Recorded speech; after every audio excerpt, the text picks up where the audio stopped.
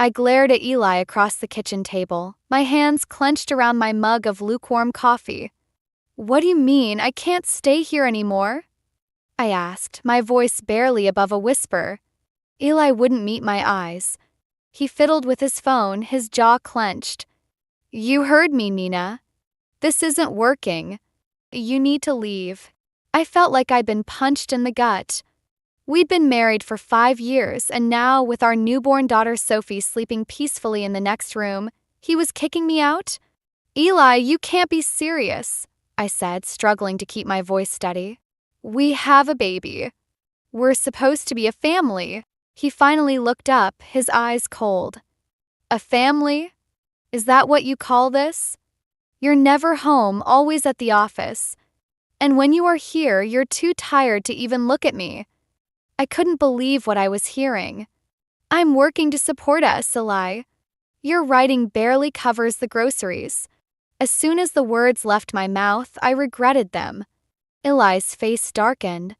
"Get out," he said, his voice low and dangerous. "Take the baby and go to your parents." "I can't do this anymore." Tears stung my eyes as I stood up. "Fine," I said, my voice shaking. "But this isn't over, Eli. You can't just throw away our marriage like this." I walked to Sophie's room, my heart pounding. As I lifted her from her crib, she stirred and opened her eyes, looking up at me with perfect trust. I held her close, breathing in her sweet baby scent. "It's okay, sweetheart," I whispered. "Mommy's got you." As I packed a bag with shaking hands, I heard Eli's phone buzz. He answered it, his voice suddenly warm and cheerful. "Hi, Mom." "Yeah, everything's fine here." I froze, realization dawning. Of course. Donna. My mother-in-law had never approved of me, always criticizing my choices, my career, my parenting. And now it seemed she had finally gotten what she wanted. With Sophie in my arms and a hastily packed bag over my shoulder, I walked out of our bedroom. Eli was still on the phone, laughing at something Donna had said. "This isn't over," I said again, my voice stronger this time. Eli looked up, startled. "I won't let you and your mother destroy our family." As I walked out the door, I felt a strange mix of fear and determination. I didn't know what the future held, but I knew one thing for certain. I would fight for my daughter, for my marriage, and for myself. And Eli and Donna would soon learn that they had picked the wrong woman to mess with. I stood in my parents' kitchen, bouncing Sophie gently in my arms as I heated her bottle. Past week had been a blur of sleepless nights and tearful phone calls with Grace. My best friend had been my rock, offering support and a listening ear as I tried to make sense of my shattered marriage. The doorbell rang, startling me from my thoughts. I heard my mother answer, followed by a familiar voice that made my blood run cold. "Where is she?" "I want to see my granddaughter." "Donna." Of course she'd show up unannounced. I took a deep breath, steeling myself for the confrontation. As I walked into the living room, Donna's eyes locked onto Sophie. "There's my precious girl," she cooed, reaching for the baby. I instinctively pulled back. "Donna," I said, trying to keep my voice steady. "What are you doing here?" Her smile faltered, replaced by a look of disdain. "I'm here to see my granddaughter, of course, and to talk some sense into you. This little tantrum of yours needs to stop." I felt my face flush with anger. "Tantrum? Your son kicked me out of our home, with our newborn baby." Donna waved her hand dismissively. "Eli told me what happened. You've been neglecting him, focused only on your career. A good wife knows her place." "My place?" I couldn't believe what I was hearing. "It's the 21st century, Donna. I have a right to a career and a family. You think you're better than us just because you bring in the money?" Donna's words stung. I felt my face flush even hotter. "Donna, that's not what I meant." "It's exactly what you meant," she snapped. "You've always looked down on Eli, on our family. Well, let me tell you something, Missy. A child needs her father. You're being selfish, keeping Sophie away from Eli." I took a deep breath, fighting to stay calm. "Eli is welcome to see Sophie anytime. He's the one who hasn't reached out. Donna's is narrowed. Because you've hurt him deeply. He's struggling, and instead of supporting him, you abandoned him. I couldn't hold back anymore. I abandoned him? He kicked us out. And where was your concern when he was ignoring his own daughter, too caught up in his insecurities to be a father? Donna gasped, her hand flying to her chest in mock outrage. How dare you? Eli is a wonderful father. It's you who's the problem. Mark my words, Nina. If you don't come to your senses and go back home where you belong, you'll regret it. I'll make sure of it. With that, she turned on her heel and stormed out, leaving me shaken and furious. As the door slammed behind her, Sophie began to wail, overwhelmed by the tension in the room. I held my daughter close, my mind racing. Donna's threat hung in the air, and I knew this was far from over. Whatever she and Eli were planning, I had to be prepared. For Sophie's sake and for my own, I couldn't let them win. I never thought I'd be relieved to return to work, but as I walked into the office that Monday morning, I felt a weight lift from my shoulders. Here I was, Nina Carson, marketing executive, not just a new mother struggling with a crumbling marriage. My relief was short-lived. As I settled at my desk, my phone buzzed with a text from Eli. "We need to talk. Coming over tonight." My stomach churned. I hadn't seen Eli since Donna's visit 2 weeks ago. What could he want? The day dragged on, my mind racing with possibilities.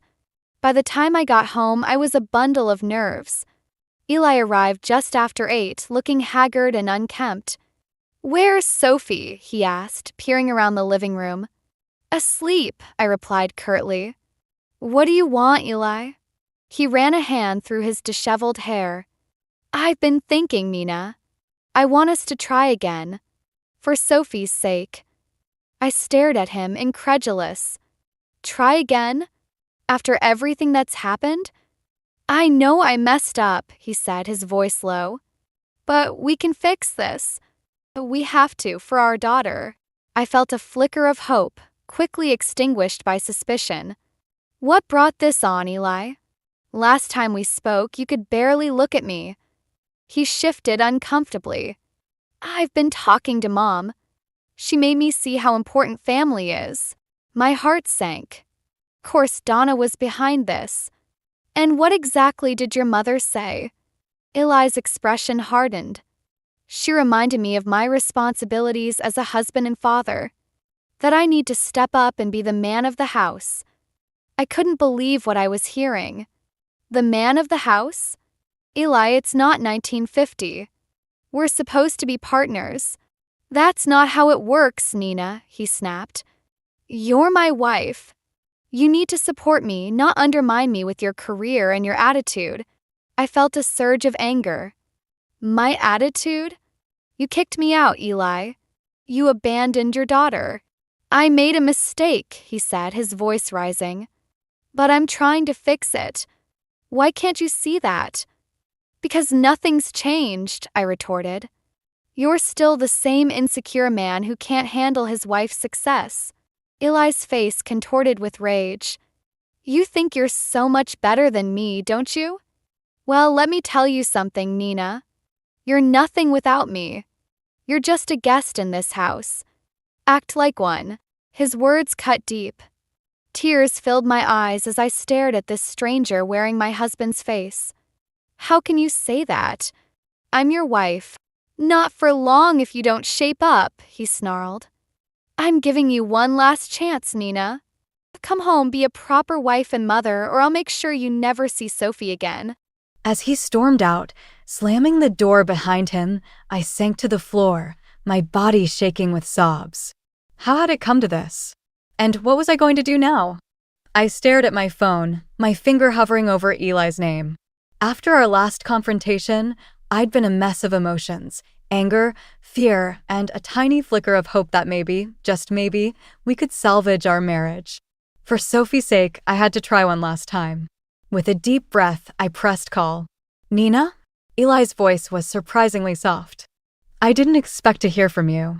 "We need to talk," I said, trying to keep my voice steady. "For real this time. No accusations, no threats. Just talk. There was a long pause before he replied, okay. Come home, Nina. I promise things will be different. His words sounded sincere, but I felt a pang of doubt. Could I trust him again? I arrived at our house. Was it still ours? With Sophie in tow. Eli opened the door, his face a mix of hope and apprehension. As soon as he saw Sophie, his eyes lit up. There's my girl, he cooed, reaching for her. I hesitated for a moment before handing her over. The sight of Eli cradling our daughter made my heart ache. This was how it should have been all along. We sat in the living room, the air thick with unspoken words. Eli bounced Sophie on his knee, looking more relaxed than I'd seen him in months. I've been thinking, he started, his voice low. I know I've been difficult. I was scared, Nina. Scared of failing as a father, as a husband. But seeing you walk out that door, it woke me up. I wanted to believe him. God, how I wanted to. But the memory of his harsh words, his threats, still stung. Eli, I dash. Please, let me finish, he interrupted gently. I've started therapy. I'm working on my issues, trying to be better. For you, for Sophie, for us. Tears pricked my eyes. This was the Eli I'd fallen in love with, vulnerable, honest, trying. But then he continued, I think it would be best if you took a break from work. Just for a while, to focus on our family. And just like that, the illusion shattered. What? I gasped, unable to believe what I was hearing. It's just temporary, Eli rushed to explain. Mom thinks Dash. Your mother. I cut him off, my voice rising. Eli, this isn't about your mother. This is about us. His face hardened. Mom's just trying to help. She knows what's best for our family. I stood up, my hands shaking. No, Eli. This isn't what's best for our family. This is about your insecurities, your mother's interference.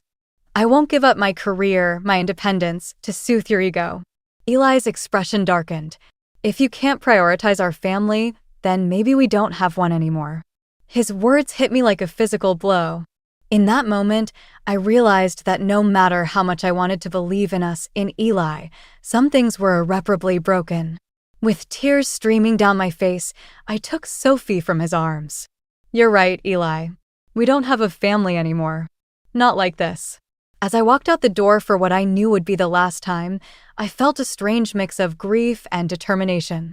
It was time to start a new chapter, for me, for Sophie, and for the future I knew we deserved. Sophie's piercing cry jolted me awake for the third time that night. I stumbled out of bed, exhausted and on edge. As I reached the nursery, I found Eli already there, his face twisted in frustration. Can't you shut her up? He snapped, glaring at me. I bit back a retort, focusing on soothing our daughter. She's teething, Eli. It's not her fault. He threw his hands up in exasperation. I have a deadline tomorrow. I can't work like this. I rocked Sophie gently, fighting to keep my voice calm. I have a presentation in the morning too. We're both tired, but Dash. But nothing, Eli interrupted. I'm the head of this household, and you need to respect that. Take her downstairs so I can sleep. My heart sank. This was not the man I married. Eli, we're supposed to be partners. You can't just Dash. I said take her downstairs, he shouted, causing Sophie to wail even louder. Tears stung my eyes as I carried our daughter out of the room. As I settled on the living room couch, my phone buzzed with a text from Grace. How are things? Still on for lunch tomorrow. I hesitated, then typed back, can we meet earlier? I need to talk. The next day, I poured out everything to Grace over coffee. The sleepless nights, Eli's growing resentment, his verbal abuse. Grace listened, her face a mix of concern and anger. Nina, this isn't healthy. For you or Sophie? I know, I whispered, fighting back tears. But I don't know what to do. I want Sophie to have a family. She has a family, Grace said firmly. You. And she needs you to be strong and safe. As if on cue, my phone rang. It was Donna. I answered, putting it on speaker. Nina, dear, Donna's saccharine voice grated on my nerves. Eli told me about last night. You really need to be more supportive. A good wife, Dash. A good wife. I interrupted, my patience finally snapping. What about a good husband, Donna? Or a good father? Now, listen here, Dash. No, you listen, I said, surprising myself with my firmness. I'm done being the scapegoat for Eli's insecurities. I'm done with your interference. This ends now. I hung up, my hands shaking. Grace reached across the table, squeezing my hand. What are you going to do? I took a deep breath, feeling a strange mix of fear and determination. I'm going to fight. For myself and for Sophie. We deserve better than this. As I stood up to leave, I felt a weight lift from my shoulders. The road ahead would be tough, but for the first time in months, I felt hope. It was time to reclaim my life, my dignity, and my future. And nothing, not Eli, not Donna, not my own fears, would stand in my way. I walked into our house, my heart pounding. After my conversation with Grace, I knew what I had to do. Sophie was with my parents, safe from the storm I was about to unleash. Eli was in his study, hunched over his laptop. He barely looked up as I entered. We need to talk, I said, my voice steadier than I felt. He sighed, irritated. Can it wait? I'm working. No, it can't. I stepped forward, steeling myself. This isn't working, Eli. Our marriage, this situation, it's toxic. He finally turned to face me, his expression a mix of anger and disbelief. What are you talking about? I'm talking about the verbal abuse, the constant criticism, your mother's interference. I can't live like this anymore. We can't raise Sophie in this environment. Eli stood up abruptly, his chair scraping against the floor. So what, you're just giving up? Running away when things get tough? I'm not running away, I said, standing my ground. I'm facing reality. We're not partners anymore, Eli. We're adversaries. His face contorted with rage. This is all your fault. If you just quit your job like Mom suggested, Dash. Like your mother suggested? I interrupted, my own anger flaring. This is exactly the problem, Eli. You're a grown man, but you let your mother dictate our lives. Don't you dare talk about my mother that way, he shouted, advancing towards me. I stood my ground, even as fear coursed through me. Or what, Eli? Will you kick me out again? Threatened to take Sophie away. He stopped short, a flicker of shame crossing his face before it hardened again. Pack your things and leave, he demanded. But something in me had snapped. All the fear, all the doubt, all the pain of the past months crystallized into a burning determination. I felt a surge of anger and resolve. No, Eli, I said, my voice low and firm. You need to leave. He stared at me, shocked. What? This is my house too. I've put up with your behavior, your mother's interference, for far too long. I'm done. If anyone's leaving, it's you. Eli's face turned red with fury. You can't do this. I'm the man of this house. No, you're not, I retorted. You're a boy hiding behind his mother's skirts. A real man wouldn't treat his wife this way, wouldn't neglect his child. He raised his hand, and for a terrifying moment, I thought he might strike me. But he stopped, his arm trembling in midair. Get out, I said, my voice barely above a whisper. Get out now, or I'll call the police. We stood there, locked in a silent battle of wills. Then, without a word, Eli grabbed his keys and stormed out, slamming the door behind him. As the sound echoed through the empty house, I sank to the floor, my body shaking with sobs of relief, fear, and a strange sense of triumph. It was over. But as I sat there, I realized this was just the beginning. The real battle, for Sophie, for my future, for my self-respect, was only just beginning. My hands trembled as I clutched the manila envelope containing the separation papers. I'd spent the last week consulting with a lawyer, making plans, and steeling my resolve. Now, standing outside my house, I took a deep breath and knocked. Eli opened the door, his eyes widening in surprise. Nina? What are you doing here? We need to talk, I said, my voice steadier than I felt. Can I come in? He stepped aside, his gaze falling to the envelope in my hands. What's that? I walked to the living room, memories of happier times flashing through my mind. How had we ended up here?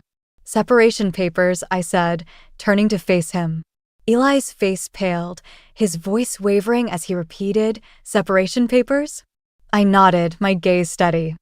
"I can't stay married to you anymore, Eli." He staggered back as if I'd struck him. "You can't be serious." "What about Sophie?" "Our family." "This is for Sophie," I said firmly.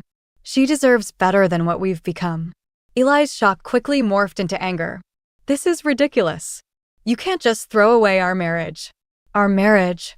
I laughed bitterly. "You threw it away long ago, Eli. With every insult, every time you chose your mother over me, every moment you neglected Sophie." He flinched at my words, but his eyes hardened. "You're not taking my daughter away from me." "I'm not trying to," I said, fighting to keep my voice calm. "But things need to change. We need to be better, for Sophie's sake." Just then, the front door burst open. Donna stormed in, her face a mask of fury. "What have you done?" she shrieked at me. I felt a surge of anger. "This is a private conversation, Donna. You need to leave." "I will not," she spat. "You're tearing this family apart." Eli stood there, looking lost between his mother and me. In that moment, I saw our entire marriage laid bare, Eli, forever caught between us, never truly standing on his own. "No, Donna," I said, my voice low and dangerous. "You tore this family apart. With your constant interference, your manipulation. But it ends now." I turned to Eli, who was staring at me with a mixture of fear and awe. "You have a choice to make, Eli. Right here, right now. Are you going to be a husband and father, or are you going to remain a child hiding behind your mother?" The room fell silent, the tension palpable. Eli looked from me to his mother, his face a battlefield of emotions. I don't know," he whispered, and in that moment I knew. I picked up the separation papers and held them out to him. "Then I've made the choice for you," I said, my heart breaking even as I felt a surge of strength. "It's over, Eli. For real this time." As I walked out the door, leaving Eli and Donna in stunned silence, I felt a strange mix of grief and liberation. The road ahead would be hard, but for the first time in years, I was walking it on my own terms. 6 months after handing Eli the separation papers, I stood in my new apartment, watching Sophie toddle across the living room. Her giggles filled the air, a sound that once seemed impossible in the tense atmosphere of our old home. "I'm happier than ever," I said to Grace, who was visiting for our weekly coffee catch-up. "We have a bright future ahead of us." Grace smiled, but her eyes held a hint of concern. "And Eli? How's he handling everything?" I sighed, thinking of our last encounter. Eli had shown up, unannounced, looking haggard and remorseful. He'd apologized, admitted to starting therapy, and asked for another chance. For a moment, I'd felt a flicker of the love we once shared. But then I remembered the pain, the constant belittling, Donna's toxic influence. I knew we could never go back. "He's struggling," I admitted. "But he's finally standing on his own 2 feet. We're working on co-parenting, and he's been consistent with his visitations." A knock at the door interrupted us. I opened it to find Mark, Eli's brother, standing there with an uncomfortable expression. "Nina, I'm sorry to barge in like this, but it's Mom. She's in the hospital. Eli's there, and he's asking for you." My heart raced as I rushed to the hospital, Sophie in tow. Despite everything, I couldn't ignore this call for help. I found Eli in the waiting room, his head in his hands. When he looked up, I saw a changed man, humbled, vulnerable, and for the first time in years, truly present. "Nina," he said, his voice cracking. "Thank you for coming." I didn't know who else to call. As we sat there, waiting for news about Donna, something shifted between us. Not a rekindling of romance, but a quiet understanding. We talked, really talked, about our past, our mistakes, our hopes for Sophie. Hours later, as dawn broke, the doctor emerged with good news. Donna would recover. As relief washed over us, Eli turned to me. "I'm sorry," he said, his eyes filled with genuine remorse. "For everything. You were right to leave." "I see that now." I nodded, feeling a weight lift from my shoulders. "I'm sorry too, Eli. We both made mistakes." As we stood to leave, Eli gently touched my arm. Nina, I know things can never be the same between us. But I want you to know I'm working on myself. For Sophie and for me. I want to be a father she can be proud of. Watching him walk away, I felt a sense of closure I never thought possible. The anger and resentment that had consumed me for so long began to fade, replaced by hope for a future where we could coexist peacefully for our daughter's sake. Back home, I held Sophie close, marveling at her innocence and the possibilities that lay ahead. The road hadn't been easy, and there would be challenges ahead. But for the first time in years, I felt truly free. Free to be myself, to be the mother Sophie deserved, and to embrace a future filled with promise and self-respect. As Sophie drifted off to sleep in my arms, I whispered, "We did it, little one. We're going to be just fine." And in that moment, I knew it was true.